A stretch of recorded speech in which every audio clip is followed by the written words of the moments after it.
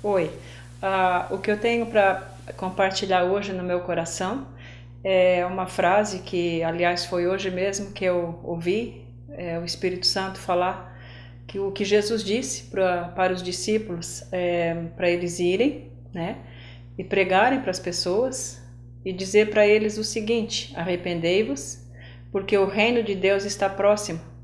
E bem quando eu ouvi essa passagem, eu estava passando por uma parada de ônibus com uma amiga minha, e eu disse, imagina ir parar agora e chegar ali na parada e dizer para aquele pessoal ali, se arrependam porque o reino de Deus está próximo. O que é que eles iam pensar? Né? Do que está falando aí? Mas quando Jesus manda os discípulos saírem, levar essa mensagem, as pessoas daquela época sabiam exatamente o que os discípulos estavam falando, né?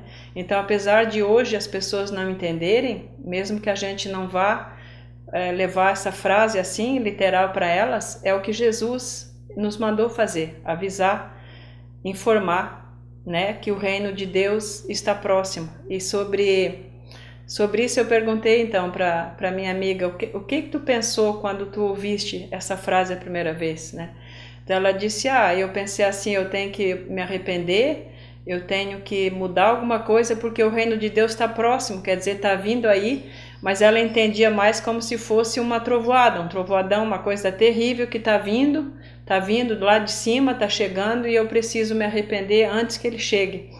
Então, assim, um relato como esse, assim como eu pensava, o reino de Deus está próximo, mas como uma chuva muito longe, vai chegando, né? E lá no final dos tempos, então, eu vou alcançar esse reino de Deus. Mas o que Jesus estava dizendo era uma coisa muito prática. Ele disse para saiam por aí, né? E digam para as pessoas que está próximo. E essa era e continua sendo a mensagem mais feliz do Evangelho, porque o reino de Deus está próximo. Então, eu gostaria de falar um pouquinho do que eu entendo, o que é este próximo, né? Porque, na verdade, não é nem lá nas nuvens, nem lá no céu, é só um passinho de todos nós. Porque o que é que Jesus falou? Arrependei-vos, e essa palavra quer dizer, metanoia, quer dizer só mudar de direção. Então, se eu estou olhando nessa direção e só me viro para outra, já é logo ali o reino de Deus, não está longe de nenhum de nós. Tanto não está longe que Jesus depois, mais tarde, advertia dizendo, né, quando disserem para vocês, corram para lá, para os montes, lá para Galileia, para cá, para lá, vão até os Estados Unidos, vão até a Europa, vão a Israel para encontrar o reino de Deus. Ele disse, não vão, por quê? Porque ele está dentro de vocês, né? Ele não está longe. Então, é algo que está tão perto de nós, né, que é tão fácil de entrar no reino de Deus. Mas qual é a diferença entre o reino de Deus e aquilo que eu estou vivendo, né? Eu quero assim chamar atenção para algumas outras coisas, algumas outras instruções que Jesus deu para os discípulos e que nós hoje devemos fazer a mesma coisa.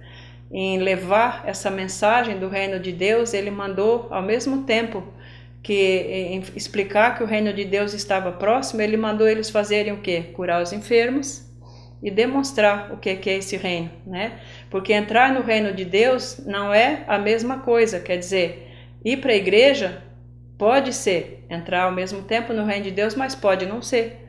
Então, entrar no reino de Deus não é entrar num clube social, não é entrar num clube de natação, não é entrar numa outra atmosfera, numa outra dimensão, onde nós vamos experimentar o céu aqui, agora na nossa vida. Nós vamos experimentar o que do céu? Então, tem uma definição muito clara no livro de Romanos, o que é o reino de Deus, porque nós imaginamos muitas coisas. E claro, nenhum de nós vai poder imaginar exatamente o que é o reino de Deus lá no céu, o dia que nós chegamos lá. Mas ele tem uma definição clara do que é trazido do céu até a terra, até nós, né? Porque quando Jesus disse o reino dos céus de Deus, ou dos céus, está no livro de Mateus, a gente vai encontrar essa expressão reino dos céus e alguns outros evangelhos o reino de Deus, né? Tem um porquê que Mateus usava dos céus e não de Deus, não é essa questão de por que nós vamos falar agora, mas o que Jesus está dizendo é aquilo que vem lá do alto, que veio com ele, com a pessoa dele, né? Porque todo reino tem um rei e Jesus é o rei desse reino, ele é o governo desse reino, né?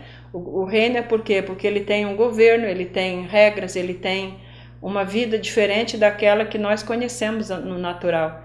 E esse reino, ele é sobrenatural. E o que Jesus queria, quer dizer, é o sobrenatural, aquele que está no céu, que nós podemos experimentar aqui, agora.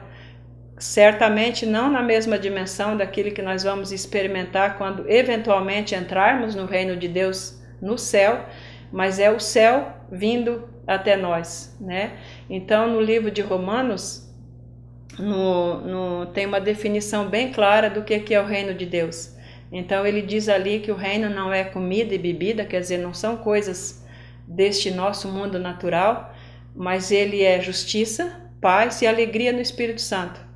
Então, quando nós pensamos, a gente imagina tanta coisa, mas justiça, paz e alegria são todas as coisas que todos nós precisamos, né? Então, por que justiça? Porque Jesus veio, ele pagou o preço que nós não poderíamos pagar pelos nossos pecados, e ele se colocou no lugar, se tornou a nossa justiça, o nosso perdão, por exemplo, né? E justiça também porque o trono de Deus, ele é um trono que está fundamentado, está seguro sobre a verdade e a justiça. Então, isso é o que o reino de Deus traz em primeiro lugar. Depois ele traz a paz, né? E nós entramos também numa alegria no Espírito Santo. E tudo isso dentro da pessoa do Espírito Santo. E uma outra definição que a Bíblia traz de reino de Deus, tem muitas, né? Mas eu quero focar nessas duas hoje, é que o reino de Deus, ele não consiste em palavras, isso quer dizer palavras humanas, em coisas assim apenas futis, mas em poder, né? O poder, essa é a razão principal porque que Jesus disse para os discípulos que quando eles fossem levar essa mensagem, eles deviam expulsar demônios e deviam curar enfermos, porque isso tem tudo a ver com a história da vida e da morte. Então, quem entra no reino de Deus, ele está entrando numa atmosfera da vida, né? E quem sai desse mundo apenas, ele não experimenta essa vida. E dentro do reino de Deus, por causa da justiça, ele já entra naquilo que vai ser a vida, né? E quando a palavra de Deus fala que o reino de Deus não consiste em poder, em palavras, mas em poder, isso quer dizer que Jesus está querendo que os discípulos trouxessem uma demonstração do poder dele, do poder que consiste, o poder que é o único poder, é o poder de Jesus, que tem poder de vencer a morte, né? E com a demonstração de curas e expulsar demônios e tudo mais, as pessoas e nós também podemos ter essa experiência, né? Nós não podemos ir lá no céu, mas nós podemos trazer um pouco daquilo que acontece no céu, porque um dia que nós passarmos por essa vida e chegarmos lá, a Bíblia diz que lá não vai ter choro, não vai ter enfermidade, não vai ter dor, não vai ter nada disso. Então essa realidade do reino é o que mais marca o reino e o que traz fé e demonstra o que é esse reino. Então, a outra coisa que fala aqui, né, numa definição do reino de Deus, não está falando em enfermidades, né, que está dizendo que é que ele é paz e ele é alegria no Espírito Santo. Então, a gente pode fazer a pergunta, que poder que tem na paz, que poder que tem na alegria, se o reino de Deus consiste em poder? Isso aí eu gostaria de focar só essa parte do reino um pouquinho hoje, porque o nosso entendimento de poder, nós só vemos numa direção, né? Nós vemos na direção de que o poder é sempre para colocar algo em movimento. Por exemplo, o poder da dinamite, ele coloca no edifício, o edifício explode. Mas o poder de Deus, ele é de várias formas. Então, o poder de Deus, ele pode acontecer na nossa vida para nos fazer dormir. Ele pode acontecer para nos fazer aquietar. Ele pode acontecer para nos colocar em movimento também, porque as duas coisas são poder. Por exemplo, quando Jesus entra em Jerusalém, Ele podia ter entrado num cavalo bem grande, com um exército poderoso, mas ele mostrou o poder dele de uma forma muito diferente, foi montando num jumentinho. E ele montou no jumentinho e o jumentinho ficou quieto. Quero ver quem é que consegue montar num jumentinho que nunca tinha sido montado antes. É preciso de ter muita mansidão. E a mansidão de Jesus, né, foi um poder, o poder de Deus demonstrado ali, que ele não diz que ele dá paz, ele diz que ele é a paz. Tanto que ele disse para os discípulos: eu não dou a minha paz como o mundo dá. Eu vou deixar para vocês um legado que a minha paz é uma paz diferente, né? É uma paz, uma falta de guerra, é falta de agitação. Isso é poder. Assim como o poder é um poder que tanto coloca em movimento como tira o movimento, né? Tira a guerra, por exemplo. Um poder que acalma a guerra, um poder que acalma o mar. Jesus muitas vezes acalmou o mar e muitas vezes ele mandou o redemoinho, Deus mandou vento, mandou ventania. Então o poder de Deus é o poder de Deus, ele se manifesta de várias formas. E é dentro de uma atmosfera de poder contra todas as leis desse mundo que nós conhecemos, que Jesus ofereceu e nos mandou essa mensagem, que realmente não é uma mensagem vazia, né?